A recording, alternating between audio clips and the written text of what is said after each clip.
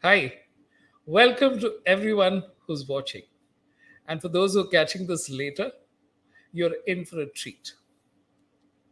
We have with us an interesting guest, and he performs a function which is the core of any organization.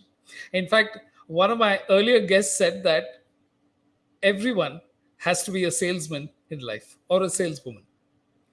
The how essential that function is and how it leads to companies surviving, thriving, and growing is part of Murli Subramanian's story.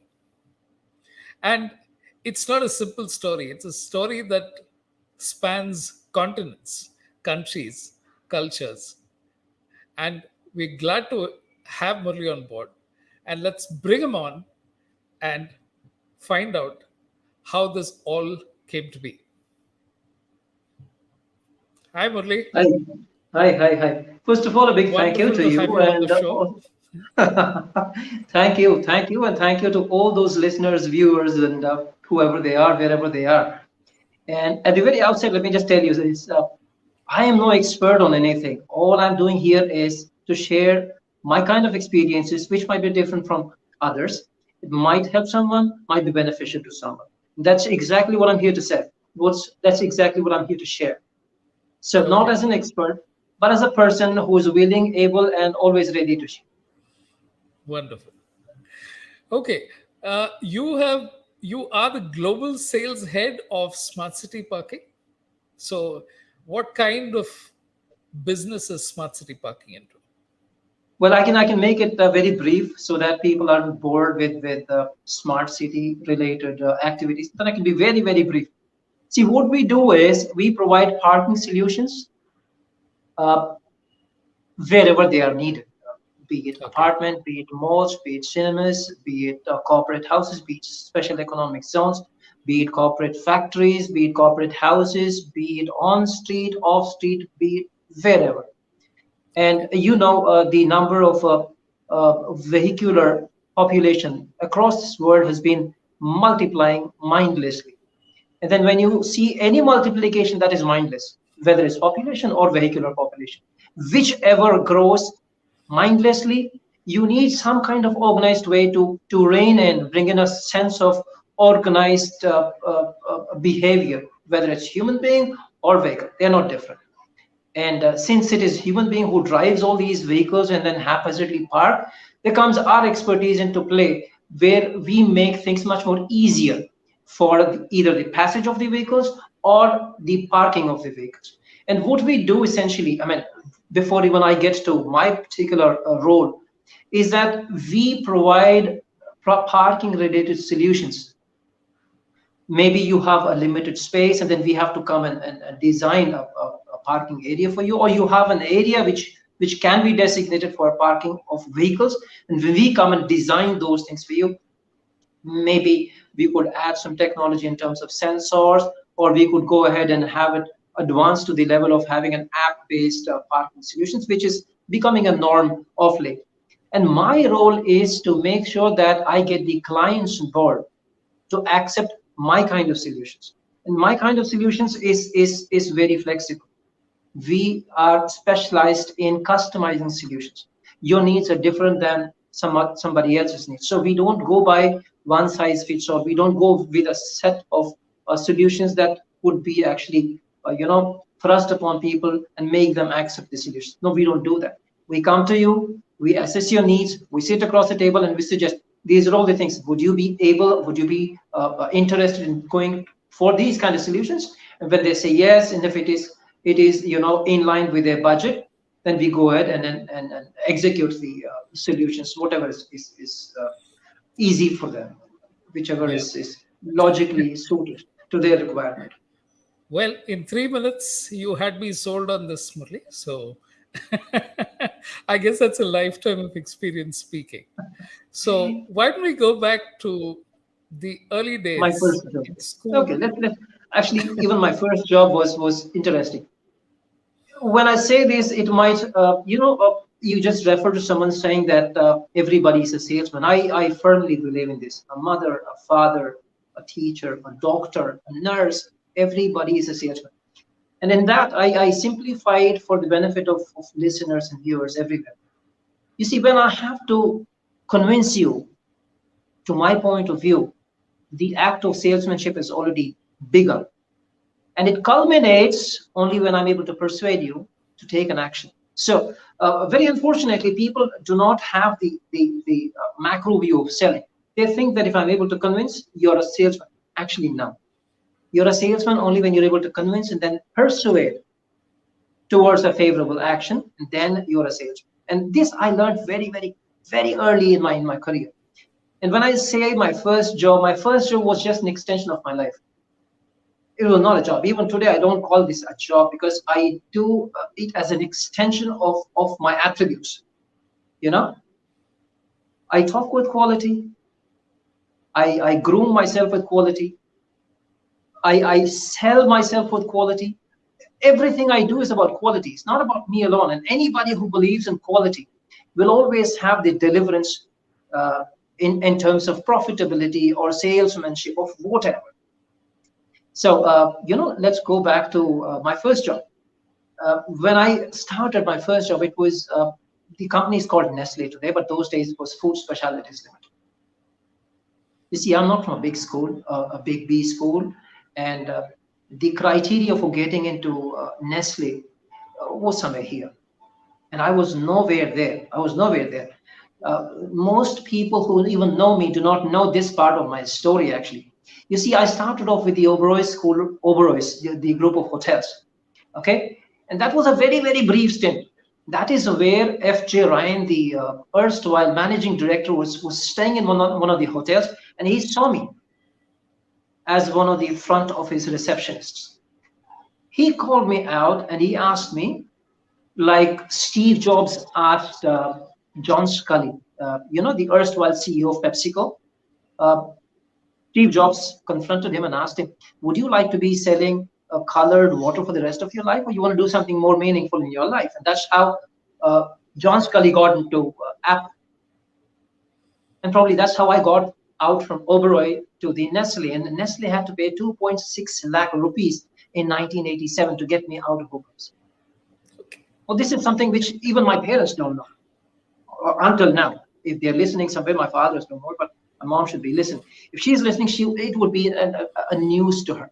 So when I joined the Food Specialities Limited, or Nestle these days, I joined at the lowest rung possible, and there was nothing lower than me. And my job was to promote coffee powder, Maggi noodles. And during the daytime, I'll try and keep it very brief, because I know we don't want to be boring people. But all these things are very interesting because all these things have got some lessons somewhere for people to imbibe or emulate. I used to go to schools and institutions to sample noodles. And then we used to go to corporate houses and prepare coffee and serve it to the employees there. And stand there and wait for these people to come and say, okay, let me buy a packet of coffee powder from you. And I did all this with utmost grace and dignity. Believe me, I was very proud of doing the most menial thing in life for somebody, for anybody who was from a big B school, looking at me at that point in time. There was nothing more menial than that. There was no position lower than where I was. I took a lot of pride in doing that. And when I say this, I will replace responsibility and say ownership. I was groomed right from my parenting. I have a big thank you to say to my parents and my neighbors and my school teachers to shape me into what I am today. It's not an overnight thing. You don't get these attributes into your personality overnight. I think it's been ingrained when I was still a small little kid. The spirit of excellence is not something that they teach you in schools. It has to be ingrained. And I learned it from my parents. My mom teaches music, and I knew how hard she worked herself so that she could deliver better as a teacher. My father was a soldier. I knew how he used to be polishing his shoes. There were brass buttons, and he used to, apply brass so that the uniform looked chic and clean. I grew up watching all these things, believe me, when I was a small little kid. And I mean, these are all the things that I carried forward as a personality, which helped me groom myself and grow better as a human being. Coming back to the promotion story, I was always a guy who was waiting and thinking outside the box. And thinking outside the box, again, nobody teaches you at school. Nobody does that. I believe, Venu, school teaches, or actually school accentuates what you already have. I don't think if you're not going to learn rocket science, if you're not going to learn something like a nuclear fusion, then you're not learning anything. You're only accentuate. You go to a big business school, they accentuate what you already have. I mean, if you don't have, it's going to be very difficult for you to sharpen or hone those skills. You need to have those things. And these things come with proper parenting, proper schooling, and if you've always kept your eyes and ears wide open throughout your life. So I used to be going to these pan shops where I used to see these guys selling shampoos, and I used to ask these pan walas, can I use Hindi if it is okay? I don't know. Absolutely. Whatever you're comfortable with. Anytime. I used to talk to these pan walas and I used to ask him, "Yeah, तुम्हारी दुकान में ये shampoo के packet क्यों हैं?" The small little packs of shampoos. It's a pan store, and you have cigarettes, you have pans, and you're also having shampoo. Then I said, if you're having shampoo, if you're having cough syrup, you might as well have Maggie noodles.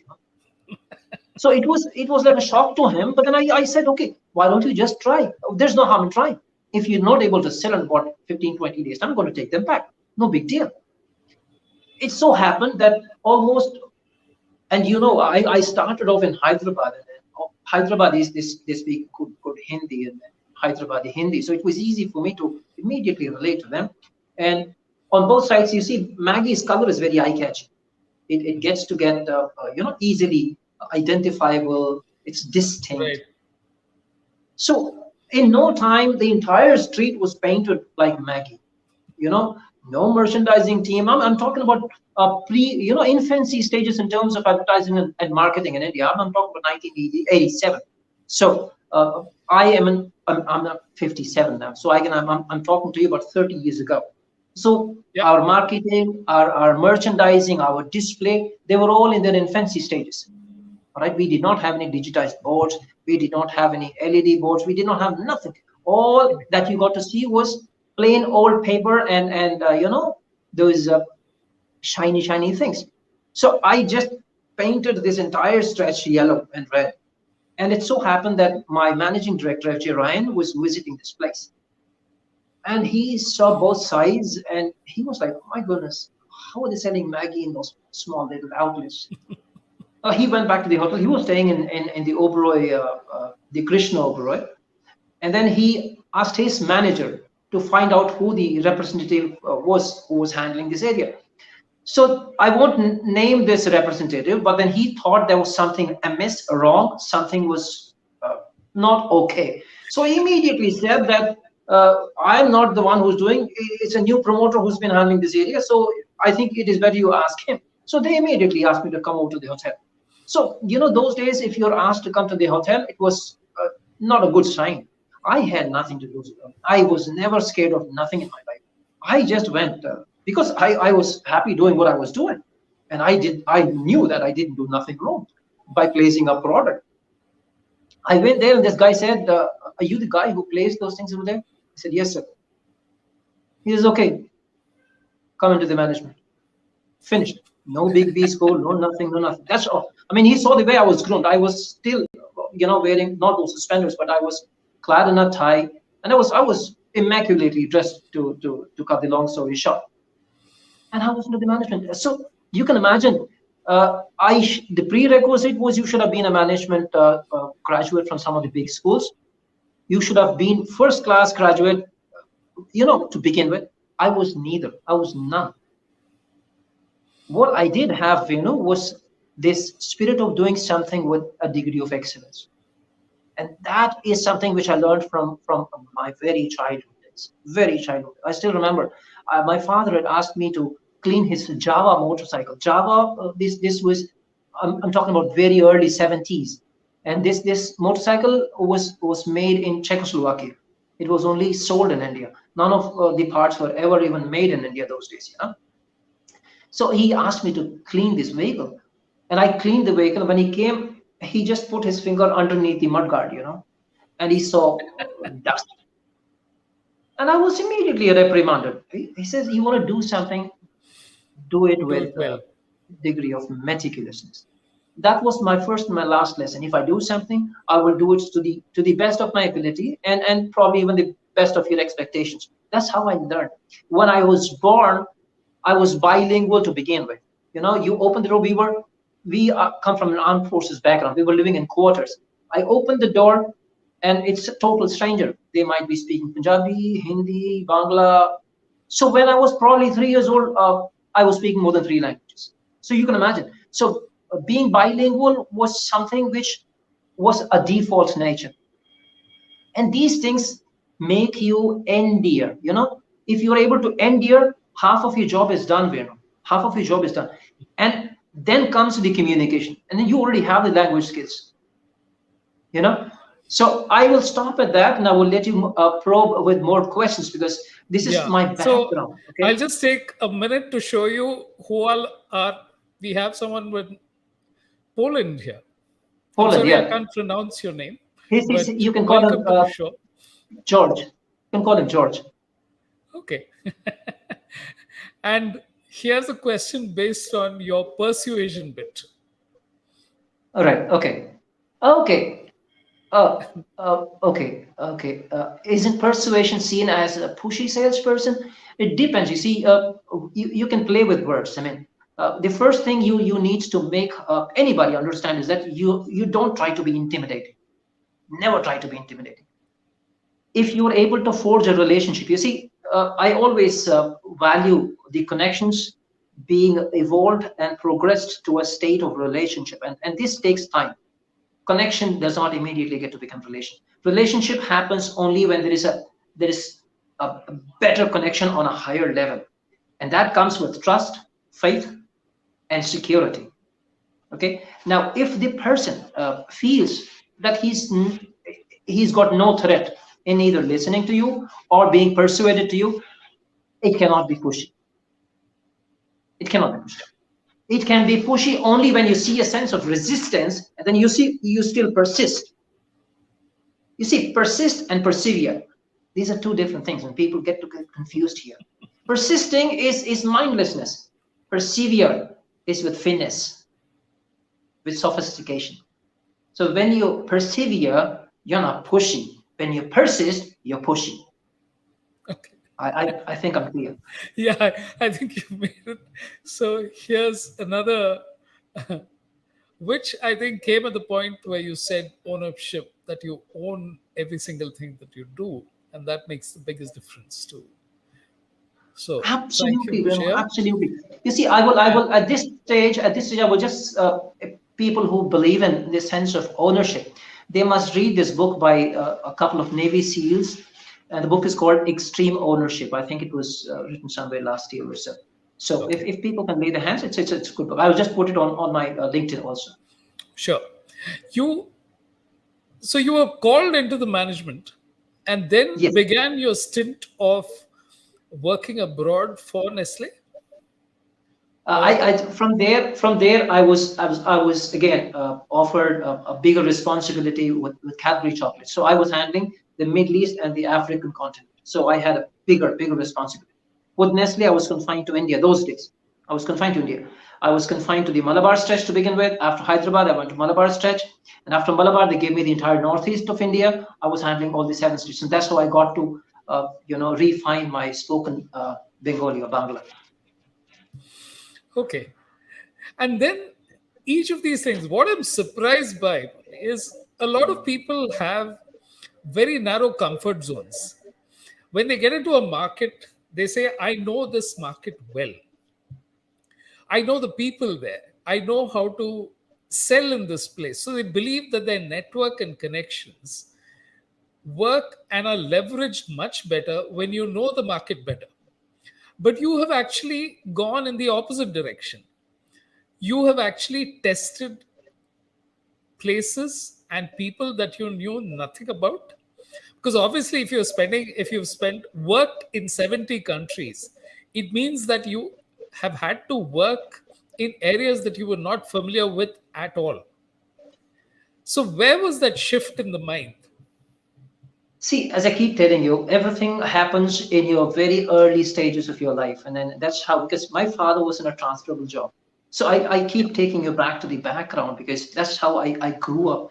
And what I am now is a major contribution from what came from my parents. I can never stop saying thank you to my parents because most of this was shaped by them. Most of it was shaped by them. So, I will eternally remain grateful because of the kind of parenting that I had. We were never forced into a competitive kind of spirit. We were always, uh, you know, uh, uh, guided to do our best, and for that, the resources were made available.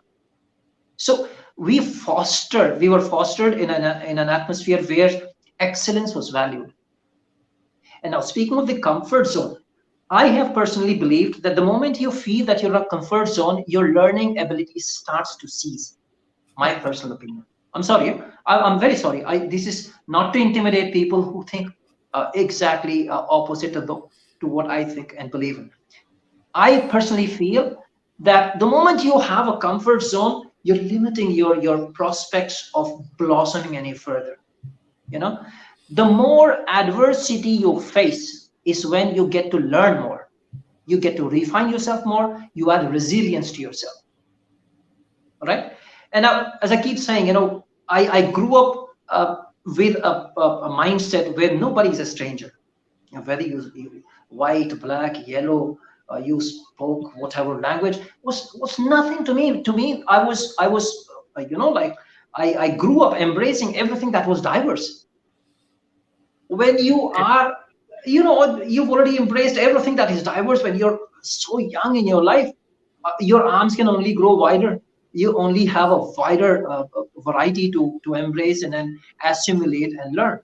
So I looked at it as another platform for learning more and growing more. And then when you go to the world with the mindset of nobody's a stranger, learning becomes easier, excelling becomes easier, sharing becomes easier, accomplishments becomes easier. Okay. So So, you take grow me through multifold. something. Yeah, I get what you're saying. Let me try. Why don't you retrace one of the early markets? Choose whichever you think is, where you were a complete stranger to the market, the All language, the right, people. And I then will, I what's will. the first thing that you did? And go back to the early days and then, sort of fill out those. What did you do first? How did you go out? Yes, it's great saying no one is a stranger. But obviously, when you go into a market, you don't know anyone. And All where right, do you start? I will try to substantiate what I've been saying. I'll go back to the very early days, and I was handling this market uh, in Bodi and Teni. It's in Tamil Nadu. And in Tamil Nadu, there still is a culture of people waking up early in the morning and going for a cup of coffee to the coffee shop. It's not like they have coffee in the morning in the houses. They don't do that. They just go out there about 4 o'clock. 4 o'clock is the time the tea shop starts to open, and you have all those devotional songs being played. This guy starts to heat his milk, and people starts to walk in 1 2 3, and then he has to wait for the milkman to come in and deliver the milk in the morning. So sometimes it is like the shop is already open, and then the milkman comes about 5 or 10 minutes later. So I was watching this, and I had to sell milk powder, and I had to sell coffee powder, and now both of these I'm not doing fresh because they are used to fresh milk and they are used to freshly ground coffee powder. So I'm here to totally blow them with the different stuff altogether. People had warned me, they had cautioned me in a very friendly way and also in an intimidating way. Said, Murli, you're gonna bang your heads. Body and Teni, forget it. And I said, no, I'm going there. I used to wake up 3:30 in the morning, dressed like this, and used to carry my kid. And early in the morning, I was done with my shaving, brushing, grooming. I used to go there. By the time he opened the store, I was there with him. And I used to watch him waiting for the milk. And I used to tell him, listen, while you're still waiting for the milk, you already have 3 or 4 customers. Why don't you add this milk powder, make coffee with my powder, give it to them? I'm not charging you anything. And if these customers complain, you don't have to persist with my product. You don't have nothing to do. You have nothing to lose by experimenting. I used to mix everything. I used to make it for him, and then he used to go give it to these customers. And I was dressed like this, and I used to go and ask them, coffee எப்படி இருக்குன்னு கொஞ்சம் சொல்றீங்களா? உங்களுக்கு பிடிச்ச மாதிரி இருக்கா இல்ல இது என்ன கொஞ்சம் கொஞ்சம் வித்தியாசம்? When you pay attention, Venu, you already won your customer. Yes. You're paying attention. I mean, look at this. Look at it this way. For them, I'm a complete stranger. For me, they might not. To them, I'm still a stranger. Different in the color of skin, different in the way I'm dressed, different in the way I speak their language. Totally different.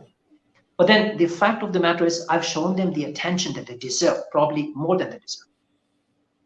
So, and that was genuine. That was not salesmanship. I was doing it out of genuine concern, because you have this window of opportunity before the fresh milk arrives. I didn't want to lose that. So that was the window I wanted to capture. Believe me, there were about 25 shops, and I converted 24 of them. I left one as a mark of respect for my manager, because he said, Murli, original filter coffee. I left it for him. So Wonderful story. Okay. So this is within the Indian culture, something that you, why don't you narrate something that happened on one of your markets abroad? all right, you see, I will tell you something about Africa. You see, in Africa, most of these retail markets are dominated by Lebanese. And luckily for me, I pass like a Lebanese. I spoke Arabic also. So I was, as I keep telling you, I have been subject to mistaken identities plenty of times in my life. This would not be the first time. So I used to be taken for a Lebanese, which was okay for me, because Lebanese are, they have a command over the market.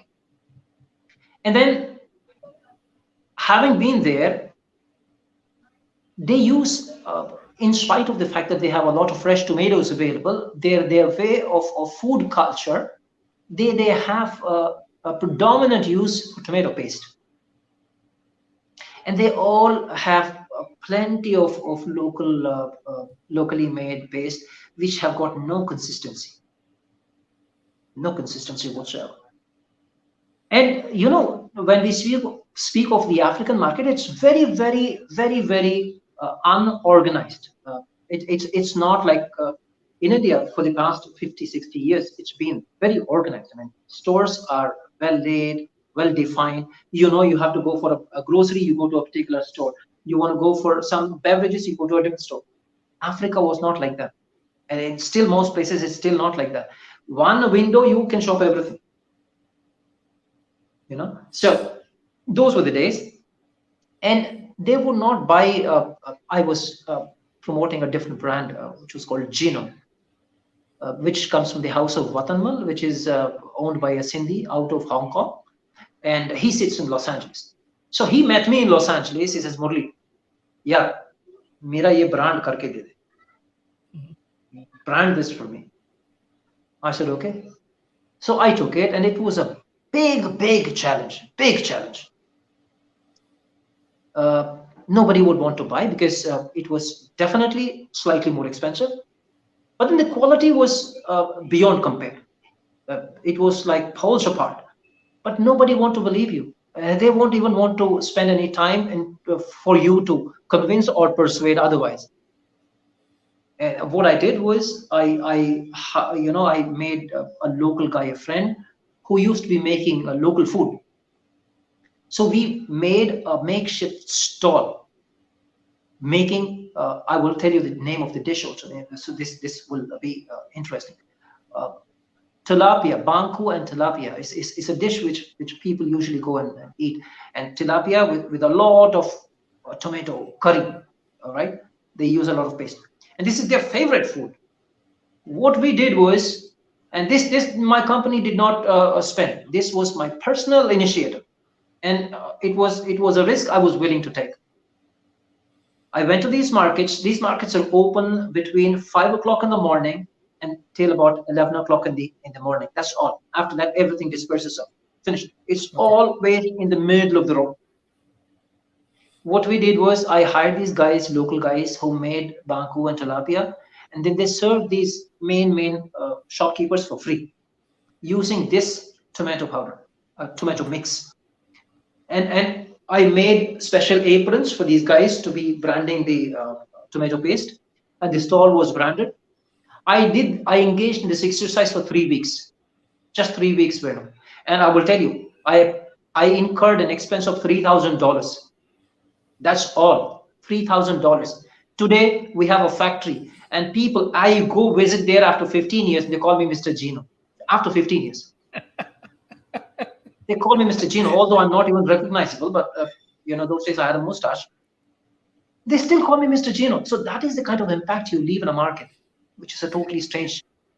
But are you formulating the strategy after seeing what is happening out there, or does this come to you as a matter of, you know, It's कोशिश thinking करके on your. देखते हैं?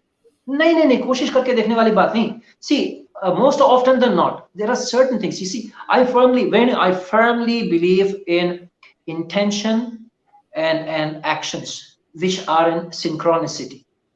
I firmly believe in this. If your intentions and actions match, 99.9% the results will be favorable. And you want to try it out, you can try it out. If You your are very intentions persuasive. No, this is time tested, and then whether it's a doctor, whether it's a chef, whether it's a advertisement professional, whether he's a teacher, whether he's a farmer, for everybody, these principles remain the same. Your intention and your actions should be the same. You can't have a different intention and your action not to back it and support it. You definitely will end up in a big failure. So most of my actions and the intentions were always in sync. And 99.9% of the time, I succeeded. And that is what I'm here to share, not as an expert, but as a person who's experienced it firsthand. And believe me, these are times when language, caste, creed, religion plays no role. Absolutely no role. Okay. What you do is what matters. Okay, but you still have to learn the language to communicate, right? It's No not as if doubt. it starts off. No doubt. No, see, now look, I'm a very shameless person when it comes to learning. I am willing to make mistakes. I mean, people have been laughing at me, and I have never felt offended. It's a part of your learning process. I mean, I still remember when I used to transport myself back into my student days. I'm sure I would have made 100,000 mistakes. And my teacher would definitely not have laughed at me. And if she had laughed at me or he had laughed at me, I would never have learned anything. So if somebody laughs at me today, I don't take it as an It offensive doesn't thing at matter. all. No, it doesn't matter at all. And then anybody who's sincere as a friend or as a guide or as an acquaintance, he or she, if you're so eager, if you're so zealous, if you're so enthusiastic, they will take one step further, come to you and correct you. They will say, this is how you say it. And I've been learning by having made countless mistakes. And languages is something which, again, you need to have a sense of belonging. This is something which I left out in my conversation. You need to have a sense of belonging. You go to Africa, you become an African. You don't go as if you're an Indian or as an American. You become an African. You start thinking like them. Only then you will endear with them. The moment you've endeared with them, the moment you become one among them, their trust in you, multiplies manifold. And the moment they place their trust in you, everything is done. Yep, It's about buying that's the true. trust. It's about buying the trust. And you buy trust with sincerity and with honesty. And there is no substitute here. You cannot be dishonest. You cannot be insincere. Whether it's salesmanship or whether it's your relationship, they're not different. You need to be honest. You need to be sincere, and most other things will fall into place. We go astray. We encounter more failures because our fundamentals are not right, not anything else. When we lack the fundamentals, or when we try to play around with the fundamentals, we pay the consequences. We have to bear the consequences. So life is the best teacher, and Right. I've learned. I'm still learning, of course.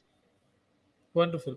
So, how does this thing of working in over 70 countries, the first time you said it, I almost looked at it and said, how can a person work across 70 countries in over 30 years? So, how did it? I'll make it very easy. I'll make it very easy. You see, Africa as a continent, Hmm. this alone has got over 45 to 50 countries. Okay.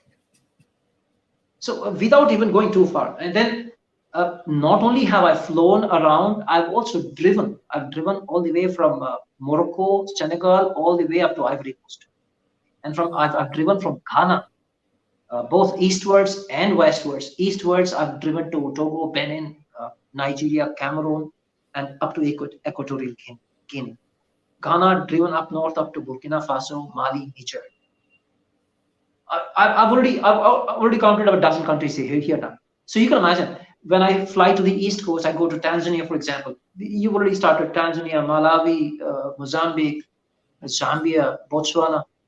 They're all like neighboring countries. And if you based in say, for example, Zambia, you're already covering about 15 countries. Okay. And most Indians, they go work for an organization. They're based there, and that's what they do. So their travel responsibilities are limited as compared to that of mine, because I was always representing a bigger organization, and a totally different market. So I was not essentially meant for one country, or that is probably what people think. This guy is not meant for one single country. Okay. Use him everywhere. Whether I was being used or I was volunteering, it's a bit debatable thing. But then I've always relished the prospect of being thrown into a totally different place. No, I think this is a question which you said when you go to Africa, think like an African. But how do you go to a place and become one with that place? So, does it come intuitively? Is that Most of it, I would say, is an attribute that you develop right from your formative stages of right? your childhood. As I keep telling you, my childhood was very vibrant in the sense it gave me a bouquet of things to assimilate. So by the time I was in my fifth, sixth grade, you can imagine a fifth grader speaking about five different languages with utmost ease. And I think that itself shows the kind of sense of assimilation that comes along with it. I mean, you won't be able to learn anything new, for that, just forget the languages, anything new, without this inherent sense of desire, and with this passion and excellence to drive you further. So language was no different. I mean, if I had to ride a bicycle, I wanted to do it the best. If I wanted to drive a car, I wanted to do it the best. So language was no different. When I learned, I used to, you won't believe, let me just bring it to the most nitty gritty things. I used to listen to people like I was a maniac. I used to see how their tongue twirled inside their mouth, what kind of sound came out. People would think that I'm crazy. But then, yes, I used to pay that kind of attention. So when you pay attention to whatever, whether it's language or science, makes no difference. You learn. And I ended up learning. And there is no use of anything that you learn if you can't practice it. And there is nothing that you can preach if you haven't practiced it yourself. And most of the things that I say, have practiced it. Right. So, let me go in the other direction. Was there a market which was very hard to crack? Was there a set of Yes, United people States, which. I'll tell you, United States. Okay. It looks so easy. I'm telling you, it looks so easy. It's very hard to crack. And because people don't want to interact. So you have to devise means and strategies. You have to take a different route altogether to impress the Americans, because their psyche, their approach, and their level of acceptance is slightly different, because their sense of consumerism is different from that of ours, because of the fact that they've already been subject to developed kind of marketing for very long, unlike us. We still we grew up from the analog to the digital stage, and they've already been in the digital stage for the past 30, 40 years. So it was difficult. And then there again, you see, the advantage is America offers, again, a vast bouquet for you to choose from. Uh, and then you have pockets of people. If you see the industry in the United States, if you speak of hospitality industry, if you speak of small little motels, it's a stronghold of Patels, the Gujaratis. And if you Right. speak of, I was handling the Subway sandwiches, and I was the franchise vice president franchise. My job was to make, develop franchise, to scout, locate, develop, and then train the franchise outlets. And I developed around 126 franchise within a calendar year, which was then a record, long time back. And invariably, most of them were Gujus. Okay. So it became easier only after I identified the sect of people who would be, easy to deal with. It was difficult to deal with, without sounding to be racist, I would say, for a person, or say, for example, a fourth generation American, it would be difficult. For a second generation American, as an immigrant, it was easy for me to convey and convince them and persuade them to take up this franchise. That was how I was successful. But if you ask me, Murli, if you had to handle, say, for example, fourth generation, it would have been difficult, and I would have probably devised ways, means, and strategies. But then it never had to happen, because I sorted things out. Sorted things out. You discovered a niche within that highly developed market which you could Exactly. tap into. So there are always huge markets in the cracks, right? It's not just Yes, the yes, overall. yes, absolutely. And then very firmly believe that there is a lot that is in the offer. I mean, you need not actually, like be like a horse with a blink. You go there with this kind of focus, and if you don't get it, you're disappointed, dejected, depressed. Right, I don't do that. If I'm not able to get this, I would try and get something else. There's no reason for me to be disappointed. The world is big, right. the market is huge. You just have to look elsewhere. Very simple. I look elsewhere. If I'm not able to do it here, I'll do it elsewhere. You know? No, I think there's a huge lesson in every single bit of the things that you say. So, what are the things that, like we've been on this right from the beginning, that sales is one of the things that you have to, your intentions have to be right and your actions have to follow up whatever you say. So that is where it all begins. But I'm also astounded that in a place like Teni, where the person is used to all of these things, you manage to get them to switch and go against what is you're fighting with a belief there, right? It's not just a what do you say? It's knowledge and it's belief saying that the best coffee is not instant coffee. I mean, it can't be, because the filter coffee, that is, there are two camps on that. And I'm using it because that's an example that we know. Now, I will answer. I will answer this question, because this is a very tricky question. See, when you come to the belief systems and stuff like that, one of your colleagues, I think, very rightly wrote down something. We are creatures of comfort and convenience. Believe me, we all are. We might think that this is what I want, but then if the situation is not in your favor, you would choose whatever is available at the point in time. That's how we are, believe me. So the reason I could convince and persuade them was because I went there earlier than their milkman would arrive. That was the thing I had in mind. that was Because key. yes, that was the key. And I used to, and of course, I mean, did I practice anything unethical? I never did practice anything unethical. I never bribed anybody. I never lied to anybody. I never said this is the best coffee. Never. I didn't say that. I only said it is different. I never said it is the best. Never. Best is something just totally relative. What is best to you need not be best to me. So I would never dwell on something called the best. No. If you ask me, have I delivered my best? I would say yes. My best, I would have delivered. Definitely yes. The only catch here when I speak of Bodhi and Teni was the fact that I made this guy open his store half an hour early every day. This Okay. is the only thing which I did. I used to come in early. I used to make sure that he also comes because he used to be sleeping right there. When he sees me, he Right. has to wake up. I used to tell him stories, engage in conversations. Believe me, it always works.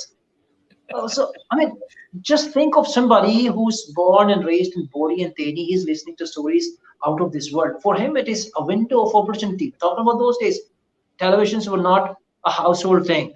We did not have mobile phones. What is the access to entertainment? You will have to wait for the newspaper that is not going to be delivered until 7 o'clock in the morning. I'm your Right. entertainment. I'm your window of knowledge. I'm your everything for 3 hours. So I made good use of those 3 hours. And you know, none of these were taught to me by the business schools. As I told you, I did Right. go back to business school. I did try to get things, Yeah. probably learn something new, but then everything I got to do there was to accentuate which I already knew. Yes, I did get them fine-tuned, no doubt about that. I'm not trying to undermine the schools at any point in time. I'm not trying to undermine them. I'm only saying I got them accentuated, I got them fine-tuned, I got them pruned, I got them sharpened. Absolutely. But thinking outside the box, commitment, discipline, dedication, that's something which you need to work on your own. Right. Yeah, that you need to really work on. Okay, what was this whole incident of getting kidnapped? What Oh, exactly yeah. happened there? This is interesting. In fact, I got kidnapped more than once. I got kidnapped once in a place called, uh, I landed in Lagos in Nigeria, and somebody had a placard waiting for me. I will come back to the Philippines one later because this thing happened before. So I flew in from the United States. I went to Nigeria, and somebody had a placard, and I was taken in a car, and the moment I sat in the car, I was blindfolded, and then I was only driving for I don't even recall how many hours. I got to know where I was taken only when I was released. I was taken to a place called Kano, which is the northern part of Nigeria, which is a stronghold of Boko Haram. And Boko Haram is being, of course, funded and ideologically indoctrinated by the Al Qaeda. So I was mistaken to be a person carrying an American passport, of course. So if you're carrying an American passport, you're always a prime booty for ransom. So they mistaken me to be somebody who could probably get them a big, huge sum of money. So when I went there, uh, they spoke Yoruba, and I was not very good at Yoruba. The two main dialects being spoken in Nigeria, Hausa and I haven't Yoruba. even heard of the language. So Okay. Okay. so I didn't know this, but then I saw one person who was looking like an Arab. This guy was the one who was, transmitting most of the messages. Then I started, talking to this guy in Arabic. He was not even forthcoming. He wouldn't want to respond for a couple of days. And then I said, "You're doing everything wrong. If you're holding me for ransom, you're not going to get nothing. I carry an Indian passport, and with this passport, probably you will have to pay them money. Nobody's going to pay you any money." So, with no disrespect intended, I'm just saying this as a matter of fact. Well, I told him, and besides, this is no way. This is no way to demand ransom. In fact, I ended up teaching them how to ask for ransom. Then I wrote in English as to what they should be demanding, how they should be demanding. So they started treating me with utmost dignity. All the torture stopped. I mean, they were inflicting some pain earlier, but then everything stopped. Good food, everything was, like a VIP. Then they knew that I was absolutely no use to them anymore, so they just packed me, brought me back to Lagos. and said, never come back to Nigeria. Okay. I promptly came back 2 months later. That's a different story altogether. But I'm just saying, just saying, this was my first experience. And the second one, I went to Manila, and from there I had to meet somebody in Mindanao. It's a province in southeast of Philippines. And the city I flew into was Davao.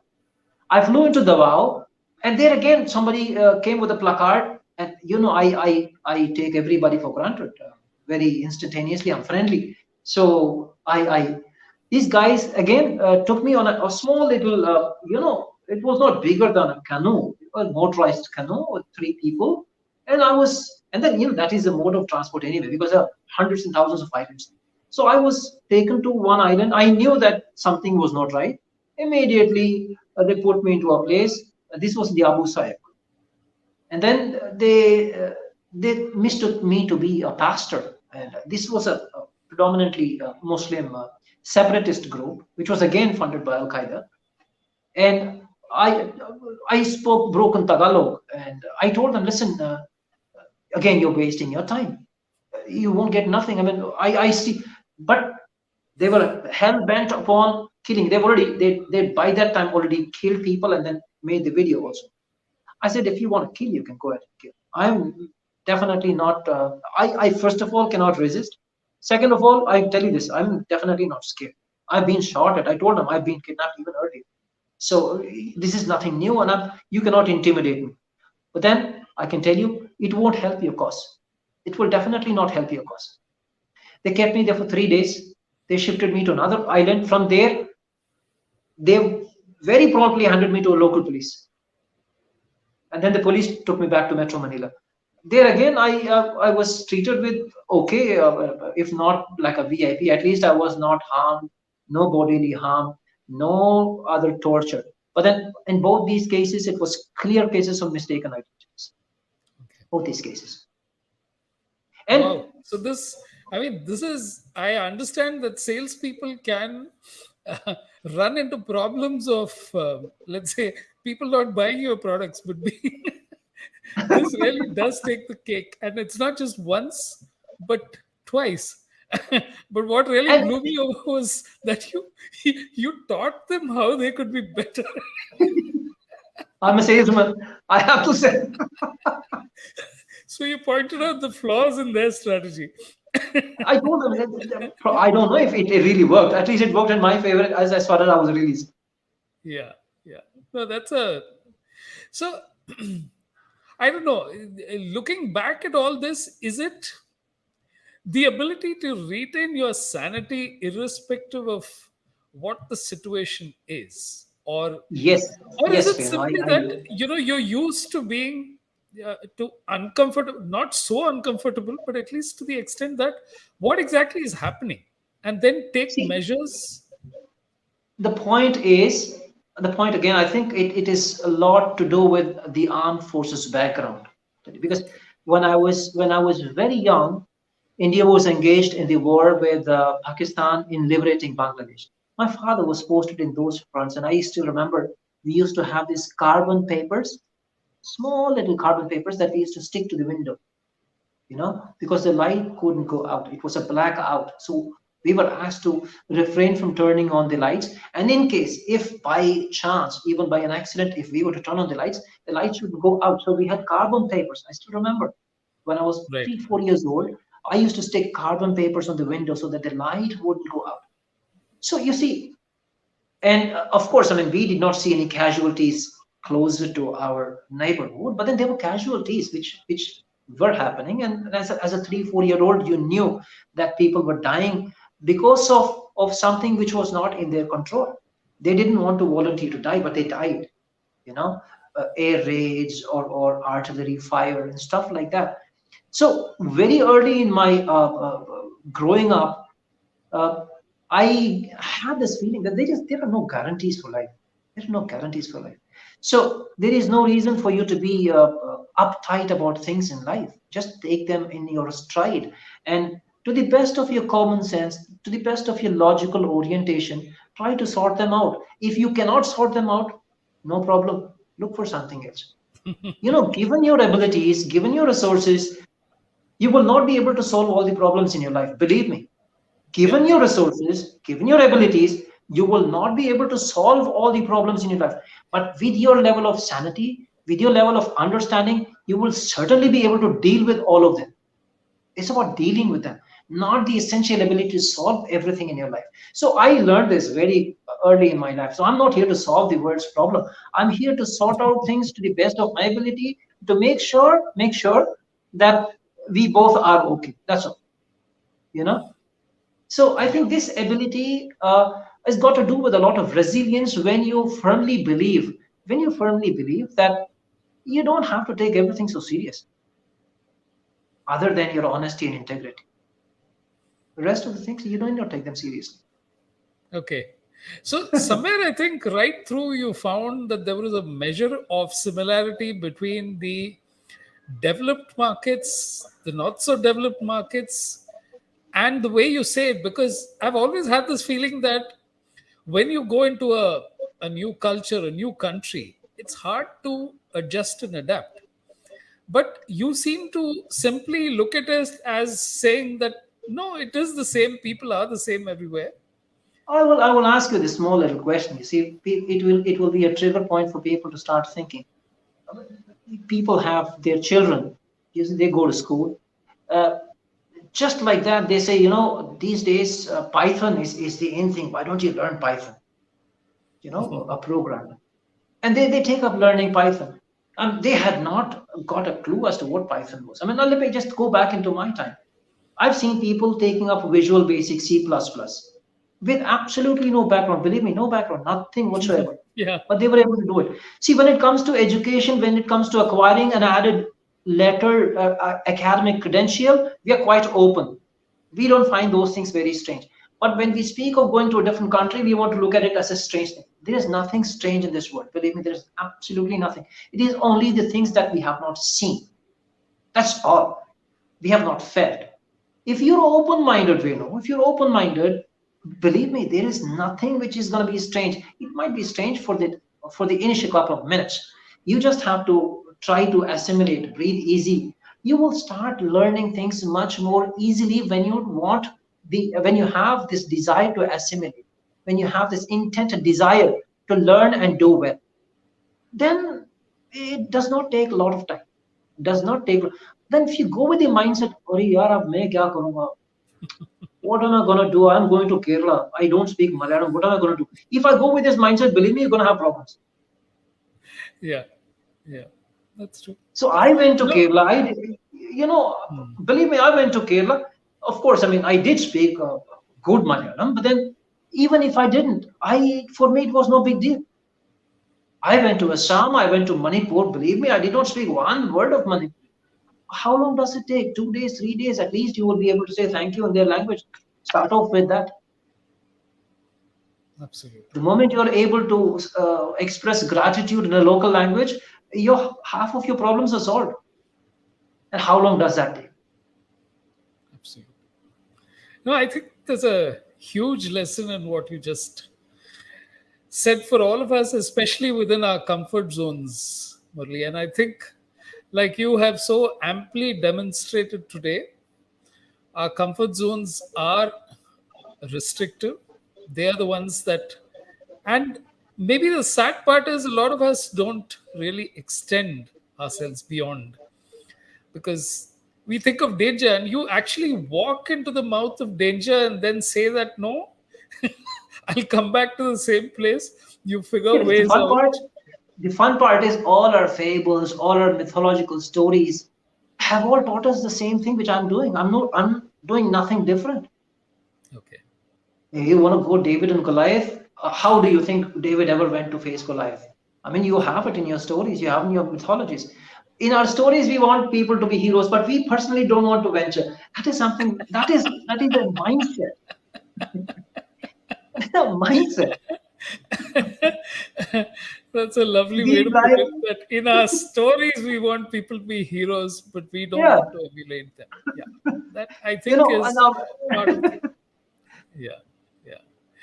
No, but it's also a learning in at so many levels because people assume that to a large extent sales is about pulling the wool about over people's eyes, but you've just demonstrated over the last hour or so that it's very, very far from simply It's honest. trying to It's an persuade honest. people. Yes, Yeah. it's very honest. It's a very noble profession, if you want to call it a profession. I don't call it a profession. I just call it an extension of your life. I don't call it a profession. Seriously, I mean it's my source of livelihood, and it designates me as a salesperson. But I'm just a human being engaged in an endeavor, which lets me practice all the attributes I have: sincerity, commitment, discipline, endearing, honesty. All these things, I'm able to practice all these things. And then I'm designated a salesperson. That's fine with me. All I'm doing is extending and exemplifying and utilizing all these skills that I've learned throughout my life. How did you manage to get the teams you were working with enthused? You were leading by example all the time. Is that one of the things that You really see, helped? it's like this. Once you're able to roll up your sleeves and dirty yourself, people will follow. Yeah. You know, and there is no substitute. There is no substitute to demonstrative leadership. Okay. There is no substitute to demonstrative leadership. I firmly believe in this, and I always advocate this. If you can't do a thing, you can have no conviction in persuading others. Believe me. Wonderful. This has been an enthralling hour, Murli. Exactly what you said. You said that you would deliver, and you have. I think Thank on you. every aspect, maybe we didn't go deep enough into a number of areas, but I think I really enjoyed the conversation and all of the not just the anecdotes, but the way you approach life and how you work to the cards you were dealt with. It's been a real pleasure and an honor to have you on the show. Likewise, in fact, it always needs a person like you to get things out of a person like me. So all the kudos to you, all my thanks to you, and thank you so much for this time. And then I'm sure so many listeners and viewers out there. It's been a pleasure having you on board, and I'm hoping and I believe that it's rubbed people somewhere on the right side. Okay. Thank you. Thank you, Mira. Thank you so much. Thank you very much. That was Murli Subramanian talking about a career in sales that went across the world. And all of you who tuned in would have known how much he brought to today's episode. Thank you for tuning in.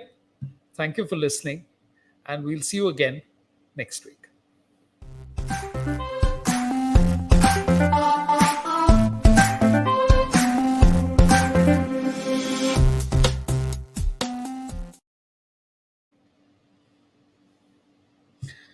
Thank you, Murli.